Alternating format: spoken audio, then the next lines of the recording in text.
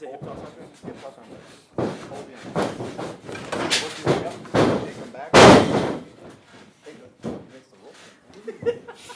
When you come to my camp, I'm going to make you a good wrestler. When you leave, I'm going to make you a better human. When he's doing that, sit up and put your hands on his back to hold him. But it works though, see, he gets right back into the head. You guys want to do this? No, don't take it. You got to do this. I'm trying. We're so close. I'm trying. My name is Aaron Arsenal, the hipster hunk. My wrestling name is LJC. The combat kid Johnny CK. I've been out on the indie scene for about a year. I've been training a little over 2. In December is a year and a half. A year and 9 months-ish, 10 months.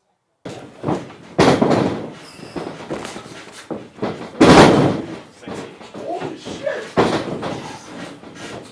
Shane Hills, Maribel, Wisconsin. Actually, I come from the Dojo of Pain. Debut was 1999 against Rockin' Randy, right down the road in Rockwood, Wisconsin. Here.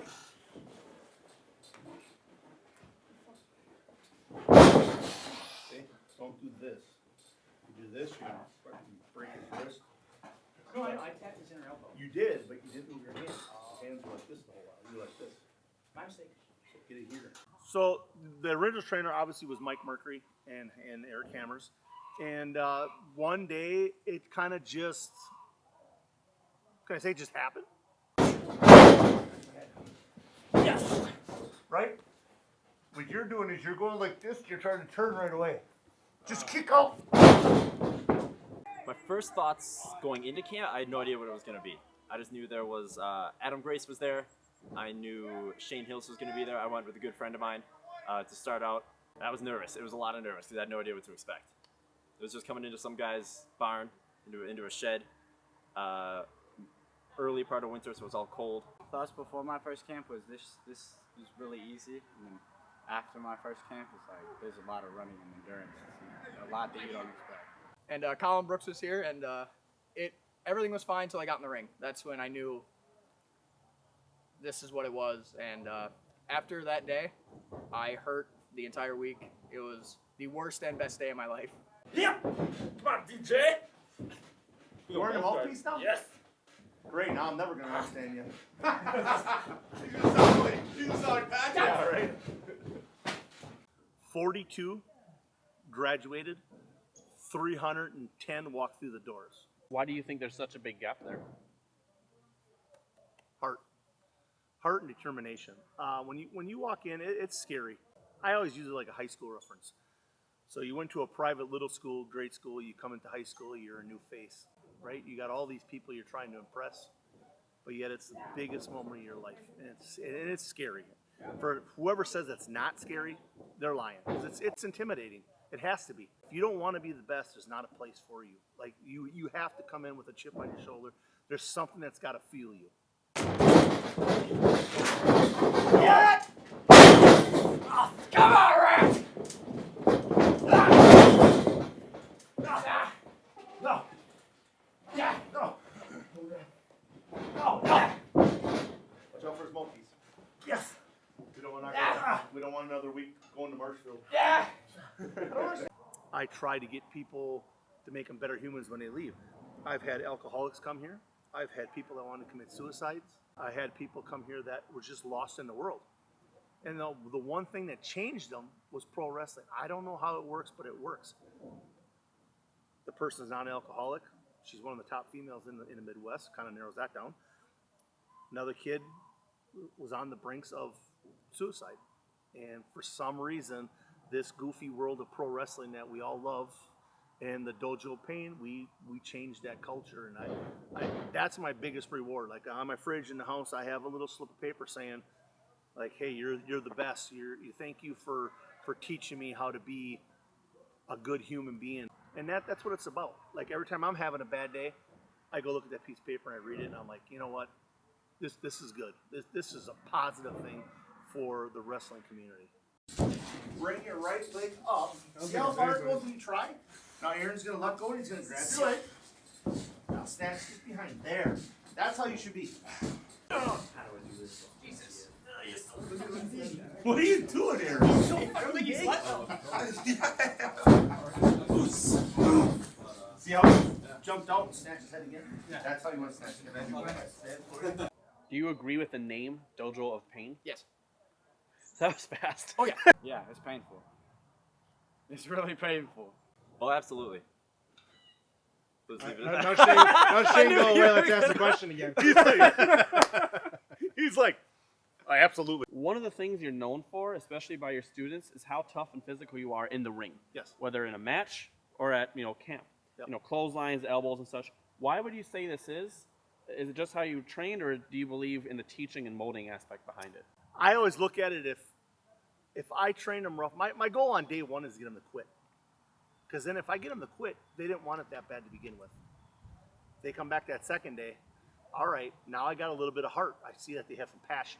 I feel I'm a tough cowboy just for the simple fact that if they can take it from me, they can take it from anybody in the ring. They're not going to be surprised when they get stiffed a little bit. So if you're in the ring with someone new and they give you a little stiff shot or something, you're like, ooh, that was nothing. Shane hits harder than that. That's kind of the way I look at it. Don't do it! No! Oh my God! Have you ever thought about quitting or giving up? And if so, what stops you? I've thought about it, but I've never really gone to that before. I think about quitting every time. It hurts. It's the hardest thing in the world. I did. There was a time, it was about a month period where I was in a real bad place. I was hurt. I had tape up this shoulder, on my back, basically holding my shoulders together. And week one, when I didn't go to camp, I was like, I don't care. I don't want to go back. Didn't watch wrestling on TV. Didn't look anything else about it. Nothing. Week two was the same thing.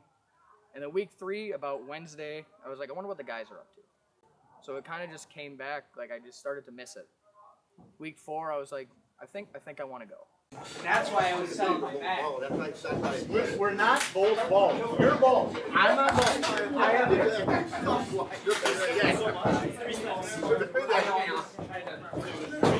That ring can talk.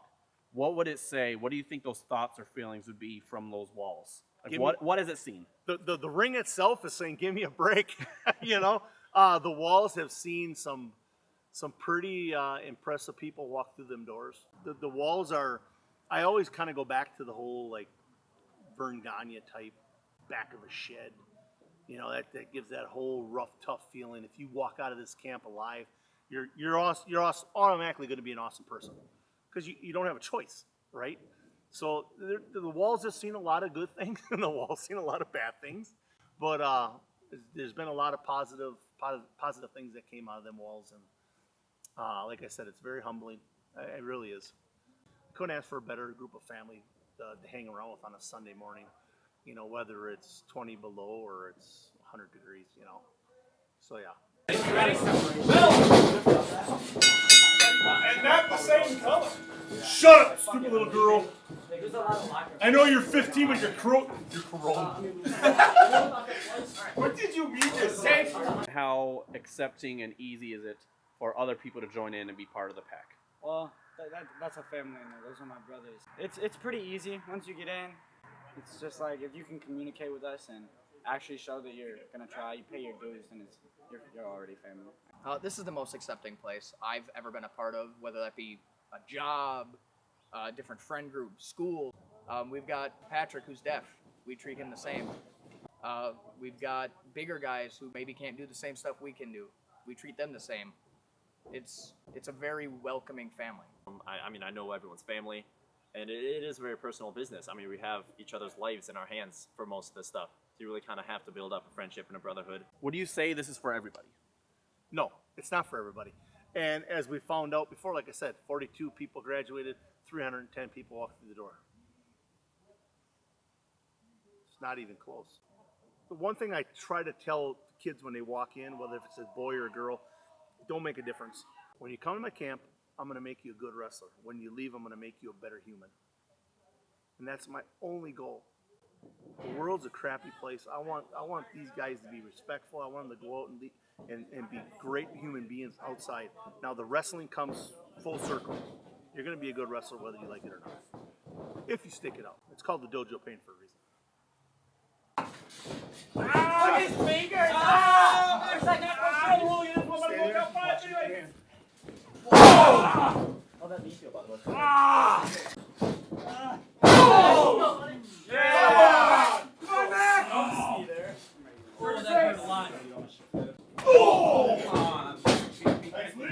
It's illegal, but you're still gonna recommend you. I hit him right here. Not the throat? Nope. Oh, okay. You're good. Watch this right here. Oh, okay, that one you went up on. I saw that one. What are you gonna do? Start listening You're not to me. gonna do nothing. I love every one of my students equally the same, but there's the special bonds that go beyond. It's not just about wrestling. It's like I said earlier, it's about the family and how I can reach out to help. My goal is to help everybody. I know it can't be done. It can't be. I can't help everybody, but I can help 10 people or 15 people or the 42. If I can help the 42 out of the 310, I feel pretty happy that I'm trying to make an impact, whether it be in the wrestling world or out in reality. Ready? Yep. Family on 3. 1, 2, 3, family!